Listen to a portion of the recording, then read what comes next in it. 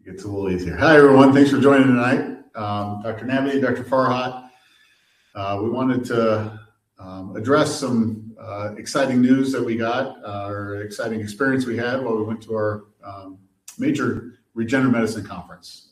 This year was a big year in the field of regenerative medicine, and that two major conferences that have pretty much been the leaders in our field as far as education made the, I think, great decision to merge into one this year.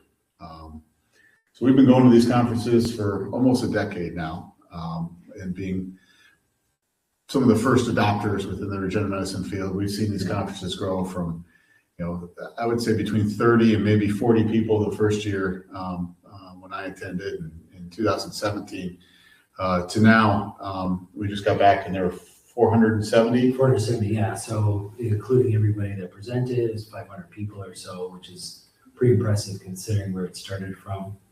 And as Tom said, that there was two societies that essentially joined forces to become one unified society to try to influence this field. And what we're trying to do is develop some sort of standard of care and keep this field growing. So I think it was a good decision to bring these two societies together as one. So now we're all on the same level playing field. We all can share data, we can share our experiences, registry data as far as maintaining research so that we can improve the field moving forward, I think is a big step. So it was very nice. We were out just outside of Denver, in Aurora, Colorado.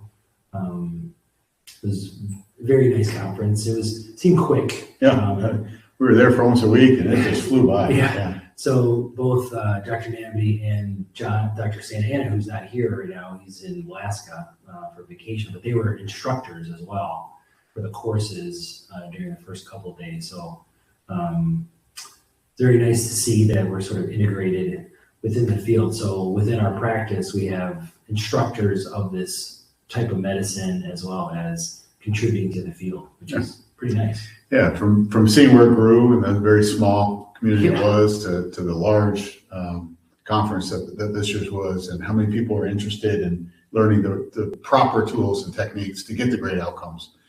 It was really great to be part of the teaching part of the faculty as well as the presenting faculty and presenting some of the data that we've been collecting here, in addition to collaborating with other clinics around the country doing similar procedures, pooling our data together. And I think that was one of the big take-home points from this year's. Absolutely.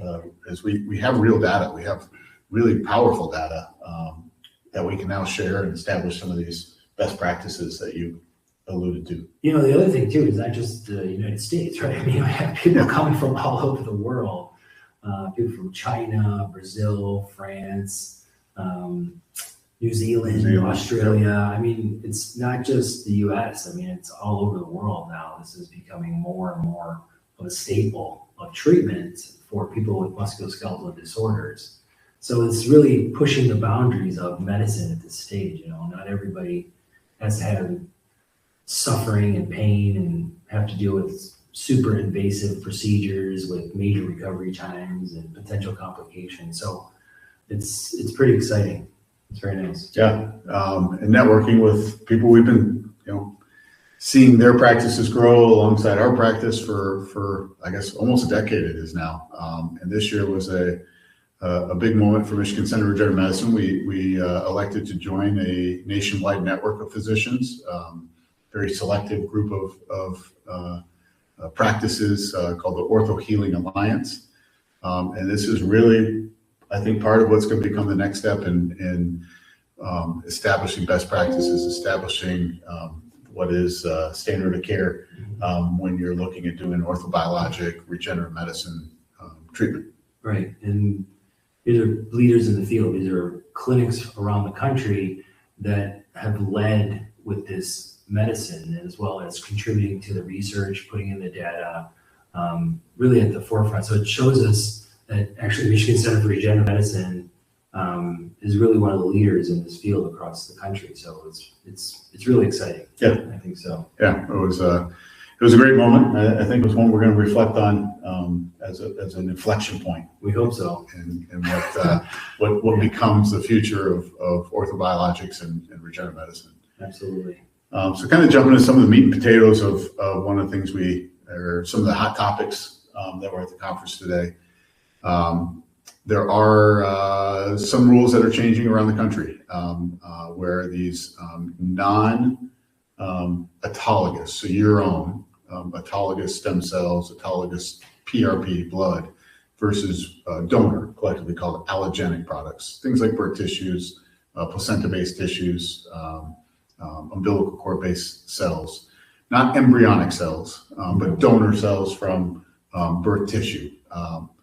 Are being used in other places, and we're actually able to compare and start to contrast some of the outcomes. Yeah. So the one thing we want to clarify, though, is the United States is still sort of a kind of a sketchy topic with allogeneic products. These products that are derived from placental tissue or umbilical tissue. It's still sort of not necessarily approved by the FDA, but more so, we get more information from around the world where they're being used and there's less regulatory process. But the overall message was that there doesn't seem to be a huge difference in outcome. And, we've experienced patients that have come to see us that may have gone to other countries, Panama, Mexico, etc., to get these treatments, pay astronomical fees, as well as regulatory and safety issues that we're not really aware of. Exactly where are they getting these tissues from, who's the donor, etc. Those kind of things that really no one can answer. That raises some safety concerns down the road. That shows that really there's no dramatic improvement in outcomes with those products versus what we are actually doing here at the Michigan Center for Regenerative Medicine, which is using your own blood product, whether that be PRP or stem cells. That includes even the adipose tissue, the fat tissue that you're bringing in with yourself versus somebody else's tissue. So it just reinforces what we're doing here at the center and that it's making headway throughout the field. So I think it's pretty encouraging because we always get those questions, right? Like people that come in, they're in their 60s, 70s, 80s. They're always asking, are my cells good enough, right? And the answer is yes, that your cells are good enough. And there's data supported and comparison. While those donor tissues may still work, they certainly aren't superior. Yes. At best, they're non-inferior. And then why are you using somebody else's cells when yours are just as good?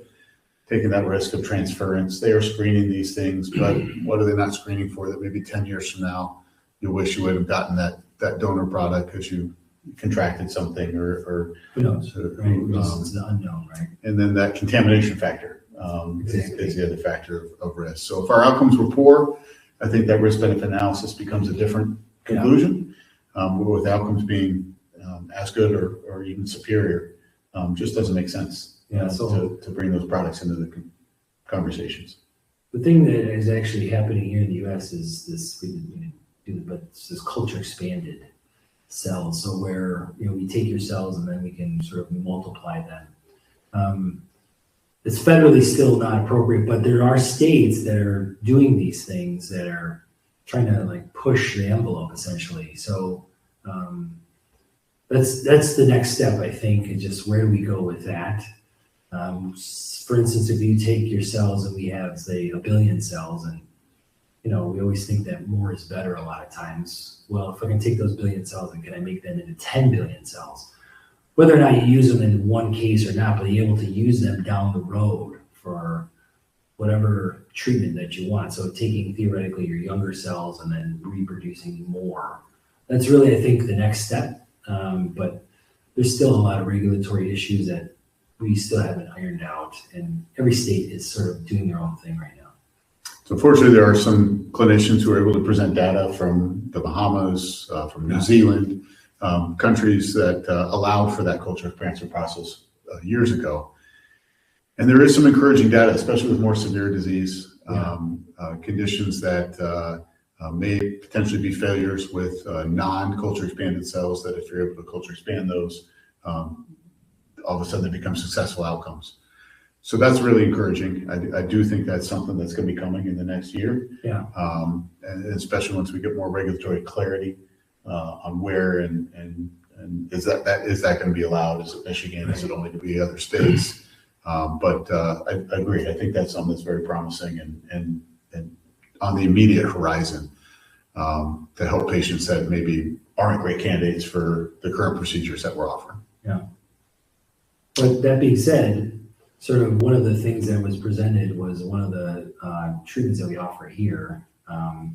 So when we separate out the blood product, there is some of this liquid that's sort of, we don't really know exactly if it's beneficial or not. So right now, what we use it for a lot of times is sort of expand our other injections. But Dr. Nabity has been a big proponent of this particular treatment. It's called the super shot, where we take the liquid, the plasma that's sort of left over, and we find that there's actually healthy growth factors in that plasma. So if we can, there's a way to concentrate it, which there is a facility, a company that we're working with directly that is able to sort of aggregate those cells and then utilize those as part of our treatment.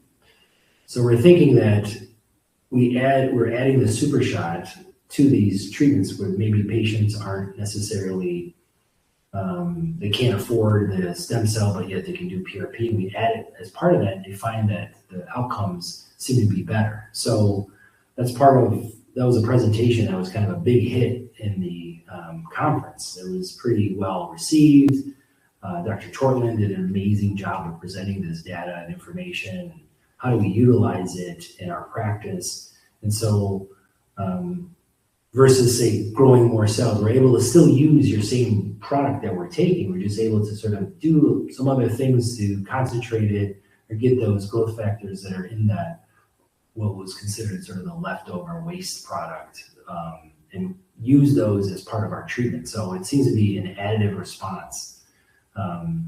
Super shot, you've done a lot of super shot. It was pretty powerful data to multiple clinics, over 5 clinics using that.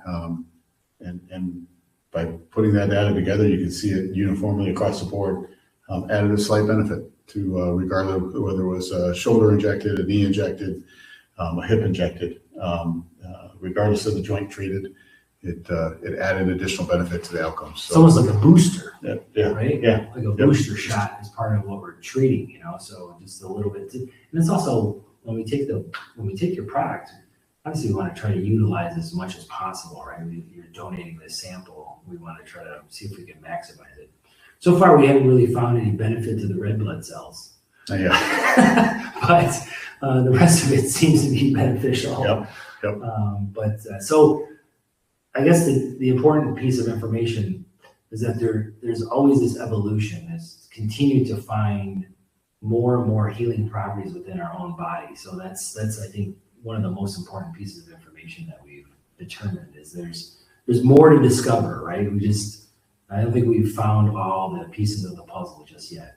So along those lines, we've been proponents of shockwave and EMTT, right? These adjunctive therapies, and there's data to now support that they also work. Right. So again, one of the key, I think, take-home points from this year's conference, more than any other, is that we now have using these registries and putting and thank you to all of our patients who have completed those questionnaires. It's critical for us to get that data. Success or failure, right. Whether it's helped you or it's not helped you. Answering those questions and being willing to fill out those surveys that come via text message at 3 months, 6 months, 12 months, 18 months, 24 months, up to 2 years, we're tracking patients' outcomes. Getting that data back is what's really helping us make educated decisions on individual cases, making better recommendations for our patients, right. Whether you should do PRP alone or you should do PRP plus the super shot, you should do PRP plus the super shot plus the shockwave.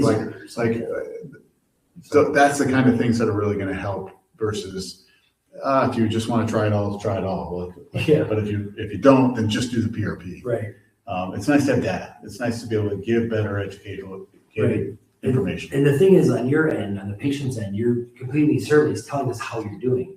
On our end, what we're doing is actually, when we take all your cells, we're quantifying it. Like we're trying to put in the data, the numbers that would make sense. So if patient X well, they didn't do so hot. Why did they do so hot? Well, their numbers weren't that great, or who knows what exactly, right? Disease was more severe, and we didn't include shockwave with this one, where somebody who had the same severity of disease, who had the same numbers of their PRP, but they added the shockwave, all of a sudden they got better. Wow, those are the kind of patients we need to make sure we're doing shockwave for. We're doing super shock for.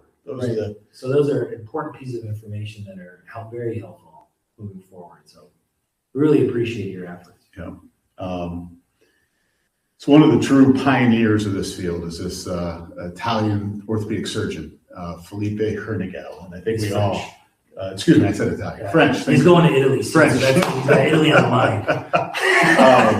French orthopedic surgeon. Thank you. Who we owe a debt of gratitude to. He had the foresight to offer these treatments over 20 years ago. So he's been doing it over 20 years. And last year he presented his 15-year outcome data on knees. And this year he presented his 15-year outcome on ankles and shoulders. And the 15-year outcome looks better for the stem cell procedures he's doing than the joint replacement surgeries he's doing. There's both patients, with the knees, whether you do stem cells on one side, joint replacement on the other, and track them out over a decade. So really powerful data coming out from Dr. Hernigel to support that this really looks like it can be the future. And what he was doing 10, 15, 20 years ago is way different than what we're doing now. Yeah. As far as cell counts go, as far as injection techniques go. Right. So you got to imagine those data points are going to get better and better. Absolutely. I think I'm sure when he started doing this treatment, people thought he was crazy, right? He's like, what are you going to do? What? Yeah. But that's how these things start. When the first person that was doing arthroscopy, arthroscopic surgery, people thought he was crazy too. When we started washing our hands to treat patients, people were like, what? So these things, unfortunately, do take a pioneer to sort of push the envelope, as I've said before. It's like, you got to be willing to take the risk and go out on a ledge. And so we really thanked Dr. Hernigel. And actually, Dr. Steele, who was part of our practice, who's a neurosurgeon, was extremely excited to meet him and talk to him and to get his insight on, from a surgeon's take, what can I do as a neurosurgeon that I can help my patients versus just like, putting in hardware and, doing these really aggressive treatments for patients. So that was really exciting to see, sort of the two surgical minds meeting. So that was, and Dr. Steele is super excited right now. He's very enthusiastic about applying these treatments to his patients. Yeah, I do think that's probably one of the biggest benefits from these conferences. Yeah. You get to interact and you just get that extra inspiration that what you're doing is, you're not an island. What you're doing is making a difference, not just for your local community, but moving the field forward, seeing the outcomes that similar to what we're getting being reproduced throughout the country and really throughout the world. Yes. It's really exciting. Absolutely. Reinvigorated all the passions that drove us to do this in the first place. We got a couple questions that came in. Maybe I'll take a moment here. I got to get up to actually look at them and read them here. Read any of them. So.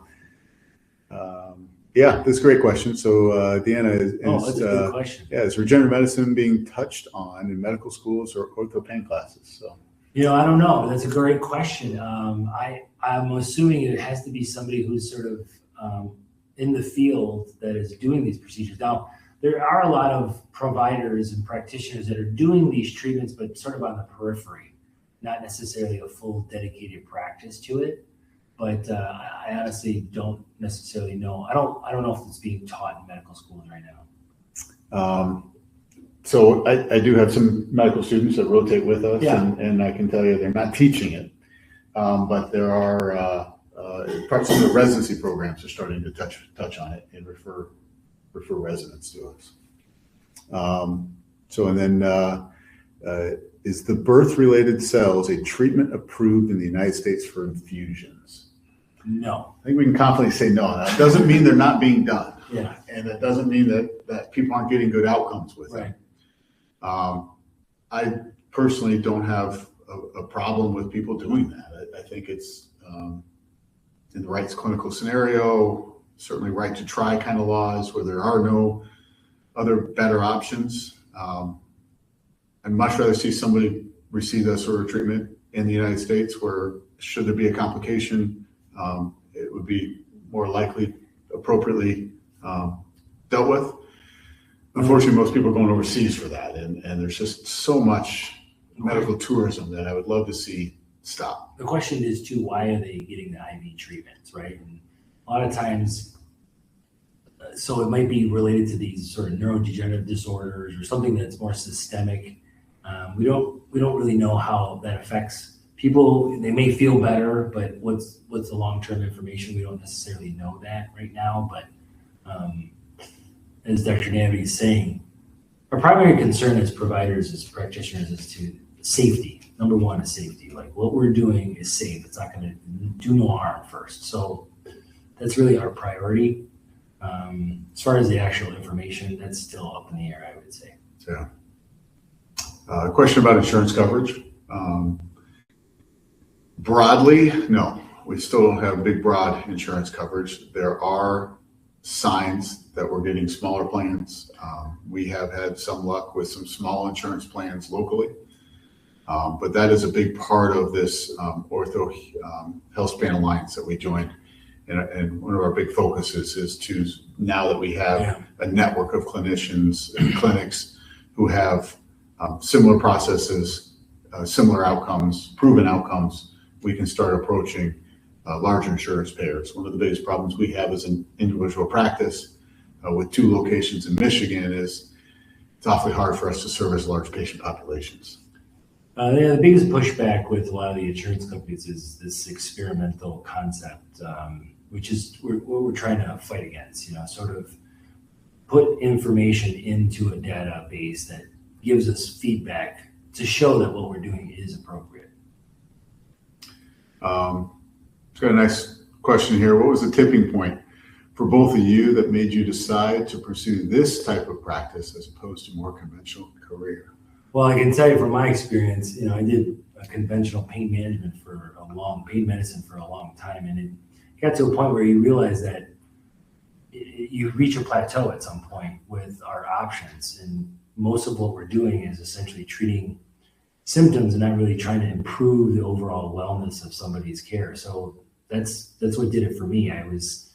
It got a little frustrating when, patients would come back after treatments and they would at some point actually hit a plateau, and then they would have to go and have an operation that was literally like a 50-50, a coin flip, whether or not they're going to improve.